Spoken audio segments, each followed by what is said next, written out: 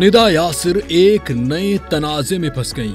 उनका अपने प्रोग्राम में दिया गया बयान सोशल मीडिया पर शदीद तनकीद की जद में आ गया। ऑनलाइन फूड राइडर्स को टिप न देने से मुतालिक उनकी राय को लोगों ने नापसंद किया और मुतअद्दिद राइडर्स ने उनसे बाकायदा मुआफी का मुतालबा भी किया। इस सूरत हाल में उनकी करीबी दोस्त और नामवर मेजबान नादिया खान सामने आई और उन्होंने निदा यासिर की नीयत और शख्सियत के बारे में वजाहत पेश की। नादिया खान का कहना था कि वो निदा को बरसों से जानती हैं और वो बेहद रहमदिल, हसास और दूसरों का एहसास रखने वाली खातून है। उनके मुताबिक रोजाना लाइव शो करने की वजह से कभी कभार अल्फाज बेएहतियाती से अदा हो जाते हैं और इंसान को अंदाजा भी नहीं होता कि एक सादा सा जुमला कंफ्यूजन या दिल आजारी का सबब बन सकता है। उन्होंने मजीद कहा कि निदा ने इसी बड़ेपन की वजह से फौरी तौर पर माफी मांगी, क्योंकि वो समझती हैं कि अगर उनके किसी बयान से किसी का दिल दुखा है तो माजरत जरूरी है। नादिया खान ने मशवरा दिया कि मुस्तकबिल में उन्हें ज्यादा एहतियात से बात करनी होगी।